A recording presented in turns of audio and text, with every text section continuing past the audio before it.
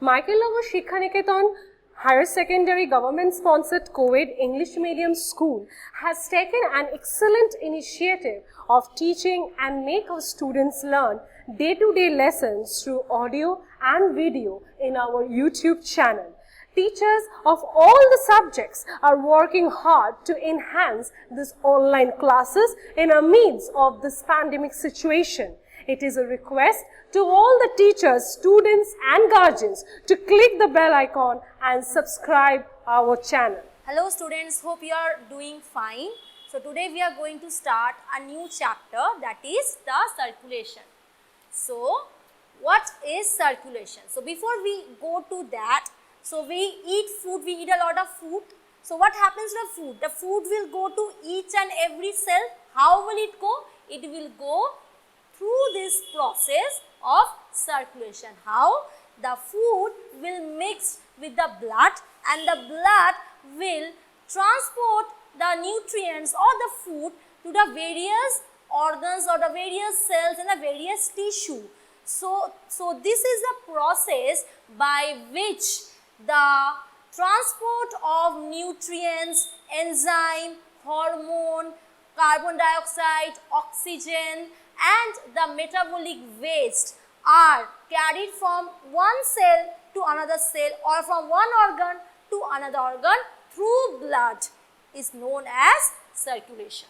So, circulation are of two types. One is the open circulation and the next one is the closed circulation. As the name indicates, open, it means the blood circulations does not occur in a vessel. It occurs in the blood flows directly in the body, and the next word close indicate that the circulation will take place in a closed vessel. It will take place in the vessel. So what is the example? So who are the organisms who are having this kind of circulation? For open circulation, the example is all the members of arthropoda.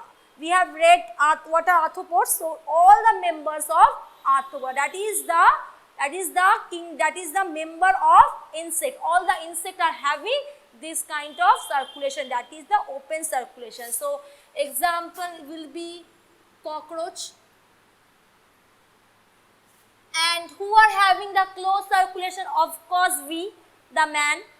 So for closed circulation, the example will be human beings or man.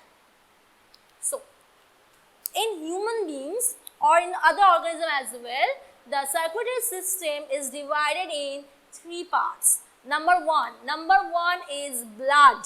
Number two, where is the blood being carried? Where is the blood is doing the transportations and all? It is being transported in the blood vessel. So number two is the blood vessel and number three is the heart. So where is the blood ultimately going? It is ultimately going in the heart, and the heart, from heart it is again going to various parts of your body, various organs, various tissues of your body.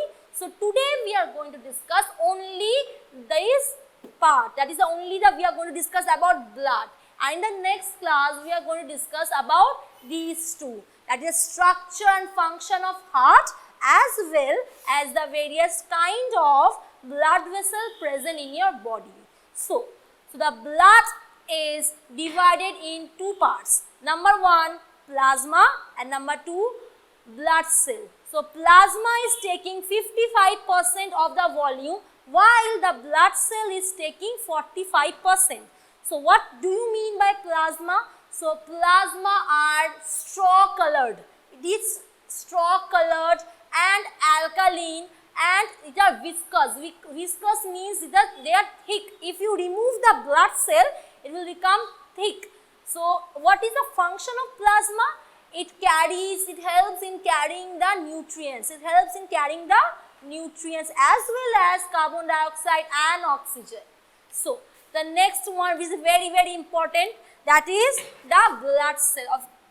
So the blood cell is again differentiated, is again divided in three parts. Number one, RBC or red blood cells or red blood corpuscles. So RBC is also known as erythrocyte. It is also known as what? It is known as erythrocytes. So RBC are circular in shape. These are circular in shape, and when they are young, and when the cells are young, they possess a nucleus. They are having a nucleus like the rest of the cells. But when the RBC get matured, when it matures up, the nucleus is lost. There is no nucleus in a matured red blood cell. And what happens? What is present in that mature red blood cell? A protein known as hemoglobin is present. Now this hemoglobin is a quaternary structure. What do you mean by quaternary structure? It means that this hemoglobin is having 4 globin parts. It is having 4 globin parts like this. 1, 2, 3, 4. 4 globin parts, and each of the globin parts is carrying a heme group, that is the iron. It is carrying the iron. It is carrying the heme group here. So this heme group helps in what? It helps in attaining the oxygen. So when the blood is carried in the lungs, and how the blood is carried in the lungs, we are going to study it in the next class. That is while we discuss in the topic heart. So till now, when the blood is being carried to the lungs, what happens? The hemoglobin is having 4 parts. It's a quaternary structure having 4 globin parts. So each globin will carry 1 oxygen molecule. It will carry 1 oxygen molecule and it will go away. It will then go to different various parts of your body and will exchange the oxygen with the carbon dioxide. So it is having, so RBC is having important protein in it called hemoglobin. So where are RBC produced? When a living being is born, the RBC are produced in his or her red bone marrow. So you know what bone marrows are. So in that bone marrow, RBC is produced. And where is it destroyed? After the RBC has done its work, it will live for, by the way, RBC will live for 120 days. Its lifespan is 120 days. So after 120 days, the RBC might get destroyed, or the already destroyed RBC will go to an organ known as spleen. So what is a spleen? So what is a spleen? It is the graveyard. It is a graveyard of red blood cell. Where is it present? It is present right next to your stomach and your rib cage. It is present in between your lungs and your stomach. So it is an organ which is also known as the graveyard of RBC, where all the destroyed RBC are being taken, and from there new RBC are generated. It will pass those RBC to a red bone marrow, and from there new RBC will form. So what is the work of RBC? It carries oxygen. It helps in carrying the oxygen and carbon dioxide. It is also containing what, as told earlier, it is also containing hemoglobin, and the hemoglobin will neutralize the acid and base part of the cell. So the next one, so this is done. So the next one is white blood cell or the white blood corpuscle. So this white blood cell has an irregular shape, doesn't have a normal shape. It is having an irregular shape. It is containing nucleus which may be granulated or it may be agranulated. It may contain granulated cytoplasm. It means cytoplasm having grains, and it may also contain cytoplasm which are not having grains. Also the nucleus is not normal. The nucleus may be lobed, it may be multilobed.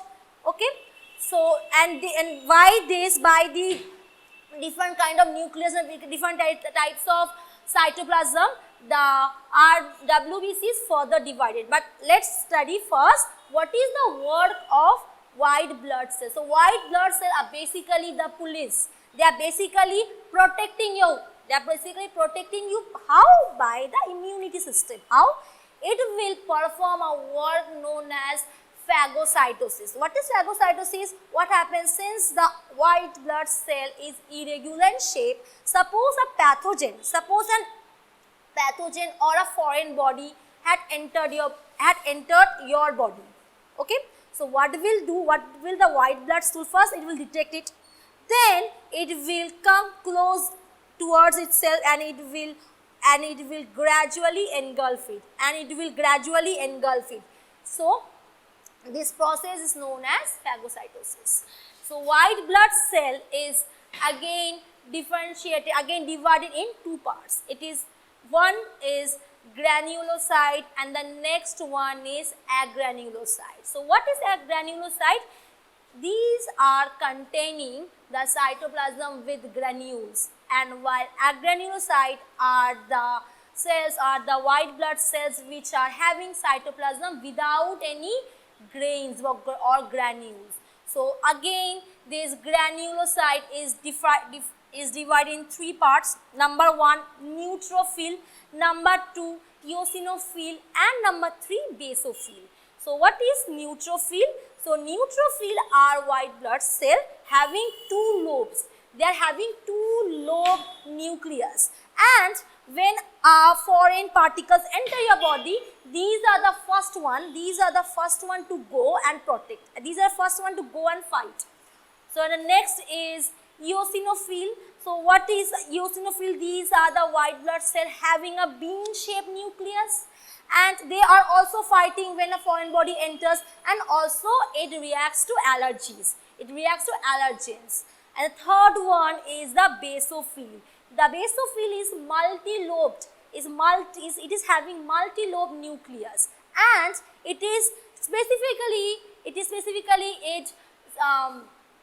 fights with the allergens. So various allergens comes, so it will fight with those allergens. So the next one is the agranulocyte. Agranulocyte is again divided in two parts. Number 1, lymphocyte, number 2, monocytes. So lymphocyte is again divided in three parts: T cell, B cell, and natural killer. So what are T cell? T cells attack the foreign cells. When a foreign body which enters your body is known as, by the way, it is known as antigen. When a foreign body enters your body, then the foreign body will be termed as antigen, and in response to your foreign body, your body will provide what? Antibodies. Antibodies will fight those antigen. So T cell attacks the foreign cell that have entered your body, that are the antigen. Next one is the B cell. B cell help in the synthesizing of antibiotics. It helps in the production of antibodies, just as told earlier. So for attacking the antigen, you need what? Your body will provide you antibodies. So where are the antibodies are producing from? Where? It is being produced from the B cell. And the next one are the natural killers. So what are the work of the natural killers? They will detect an abnormal cell. They will suppose that cell is abnormal, so it will detect it and it will destroy it. So it helps in killing cancerous cells. So cancerous cells, as you know, are abnormal cells, the abnormal productions of masses of cells. So they will detect those abnormal cells and they will destroy it. So the third one is the platelets. The platelets are also known as thrombocytes. So what is platelets and what are its function? By the way, platelets are present in your body. The amount of platelets present in your body is 1.5 lakh to 3.5 lakh. Okay. So, and they live in your body for 2 to 5 days. They survive for 2 to 5 days, and the white blood cell survives for 2 to 14 days. So what are platelets? Platelets are the blood cells which helps in blood clotting. They help in the coagulation of blood. So they are helping, these are very main important in your body, important function in your body. Suppose you have a cut in your hand or your leg, if the blood isn't coagulated, if the blood isn't clotted, the blood will constantly being flowed from your body, and at a time your body may not have any blood. So to prevent that, platelets are present. So they act like a plug. They act like a plug and in the destroyed cell or destroyed tissue. Okay. So these are the various types of blood cells. This is the ABO blood group. So we are going to study the blood group in our body. So who was the scientist who first invented this ABO group? His name is Karl Landsteiner. You are going to remember his name. So this particular man had invented the ABO blood group. So he had invented that if the presence of antigen in the RBC, if there is presence of antigen in the RBC and antibodies in the plasma, so blood can be divided in 4 groups. What are the name of the groups? A, B, AB and O.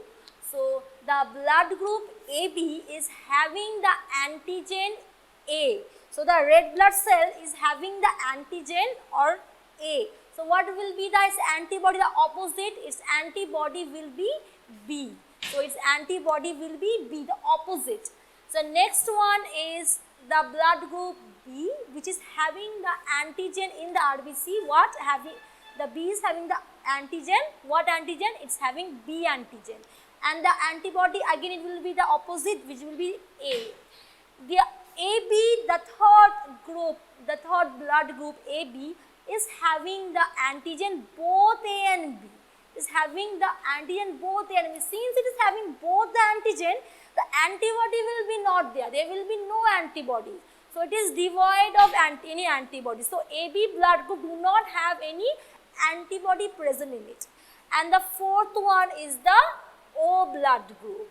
The O blood group is not having any antigen. It is not having any antigen, that is why it is named O. Since it is not present, no antigen is present, so nil or O. And instead it is having both the antibodies. Since no antigen is present, so both the antibodies will be present instead of the antigen. Okay. So these are the 4 blood groups. So while blood transfusion, you know the meaning of blood transfusion, giving the blood. If you are giving the blood, you will be the donor. The person who you are giving the blood is recipient. So while this blood transfusion, you cannot give your blood to anyone. You can't, if you are having one group, doesn't mean you can give to each and every person. You need to know their blood group as well. So this topic is known as compatibility of the blood group. Which blood group is suitable for which person? The person, if I am having one blood group, so the person who is compatible to my blood, I can only give it to them. Okay. So this is this topic. So the blood group A, so the blood group A can donate blood to A. It can easily donate, see antigen is having, it can easily donate to A, and it can donate to AB. Why it can donate to AB? Look, AB is also having the antigen A. AB is also having the antigen A. Since it is having the antigen A, it can donate to only A and AB and no one else and no other blood group. And it can receive the blood group from A and O. It cannot receive the blood from B. Of course, it is having the antigen A. It will kill itself. It cannot receive the blood group from B. It cannot receive the blood group from AB as well, because AB are not having any antibodies, plus is having B, it cannot give the blood to A. So A can donate the blood to the people who are having blood group A and AB, and it can receive the blood from people who are having blood group A and O. Similarly, B can give their blood, B can donate their blood to people who are having blood group B, and it can also give blood to the people who are having the blood group AB, and it will receive the blood from people who are having blood group B and O. As you have seen earlier, it cannot take the blood from A, having antibody B, it will kill it. Okay. So the next one is AB. So AB blood group will donate, first we will say, since it is having the antigen A and B and no antibody, since it's not having any antibody, it means it can take blood from anywhere. It can take blood from all the 4 groups because it is not having any antibody. It will not kill the blood cells from different people. So AB will receive blood 2 from A, it will receive blood from B, it will receive blood from AB as well as from O, and it will only give blood to AB. It will only give blood to AB, cannot give blood to other groups because it is having the antigen both A and B. It cannot give A the blood group. It cannot give A or B its blood because it is having B. Since A is having only A, it is unwanted if AB both are giving to A. So since A can receive the blood from all the 4 groups, since it is not having any antigen, since AB is not having any antigen, is not having any antibody, since not having any antibodies, hence AB blood group is known as universal recipient.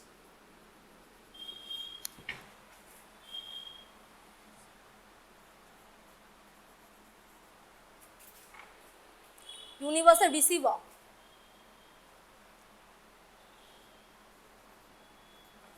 Okay. While O, the last one, this blood group is not having any antigen.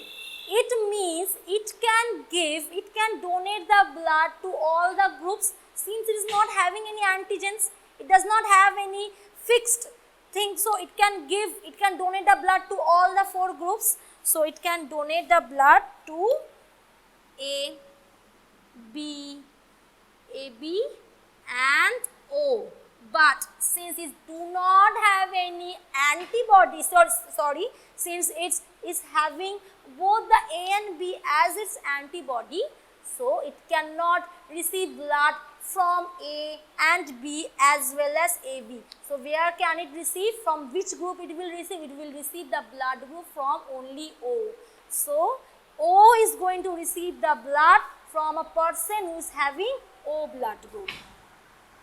And since it gives all the 4 groups its blood, it's known as the universal donor.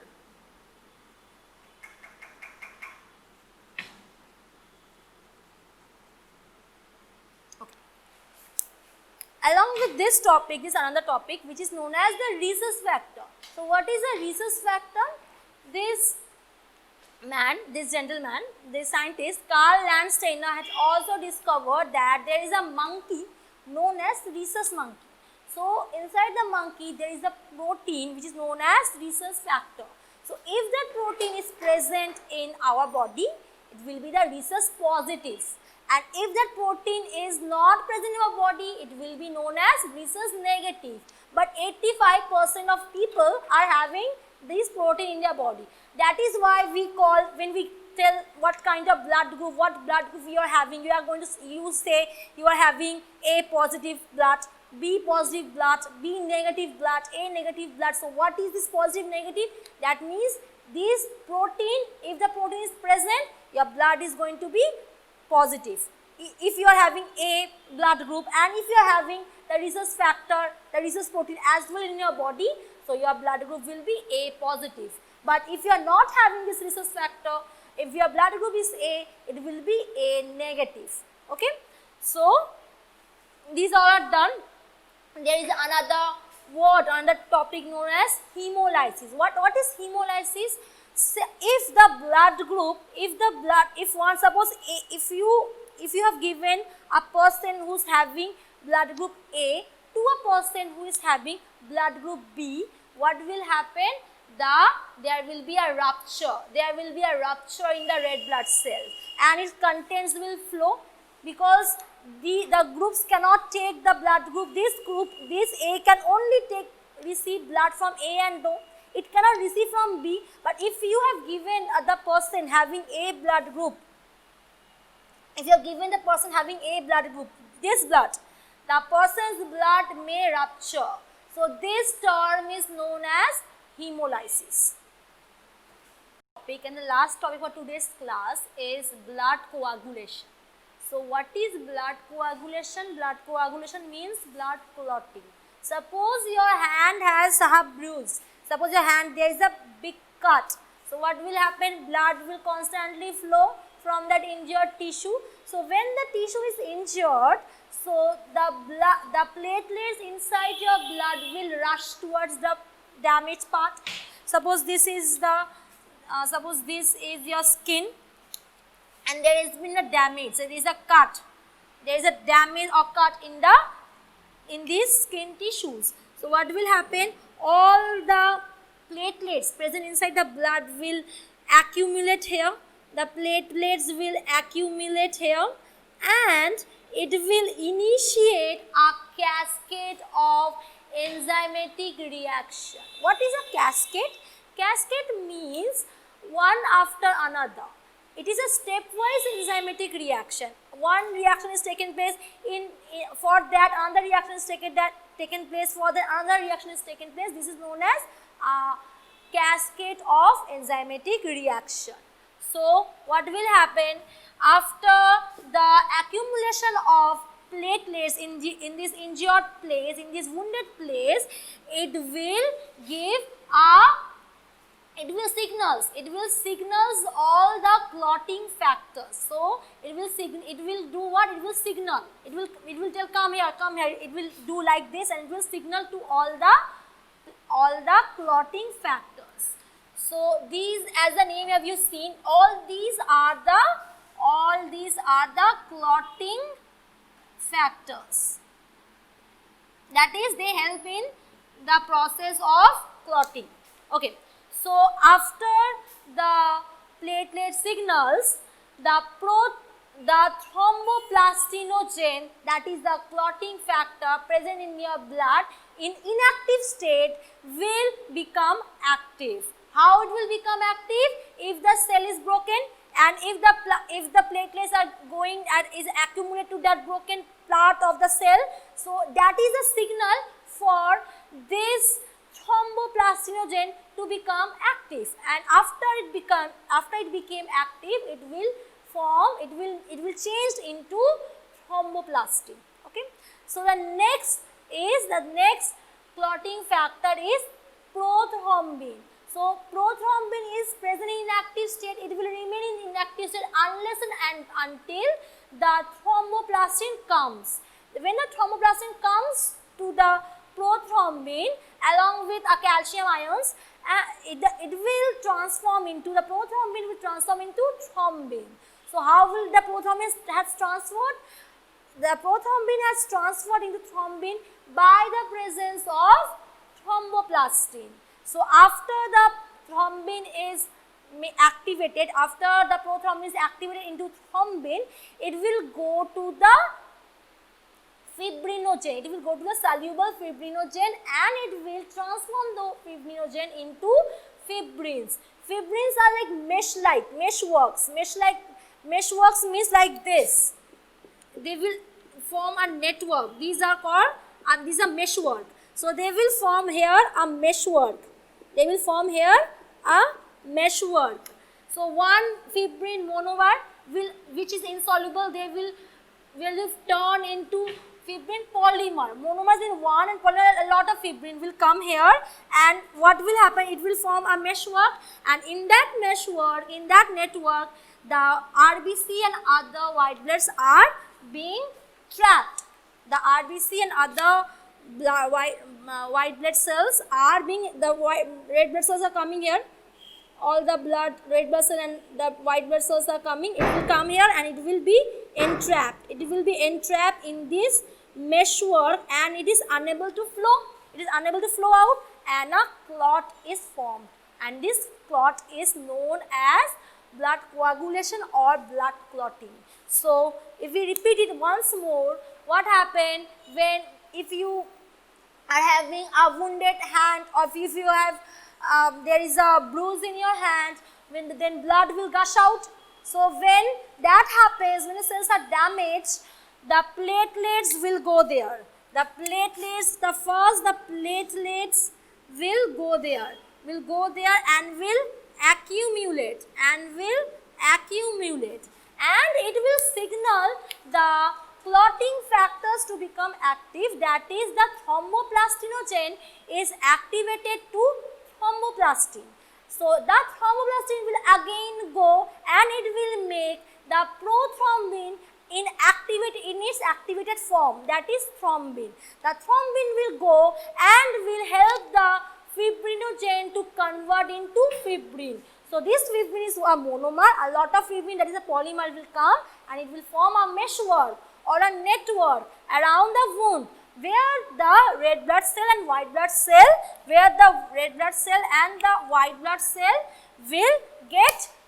will get stuck and it will form a network and it will form a network and the blood cannot run out, and that is known as the clot. So this is the total definition of blood coagulation.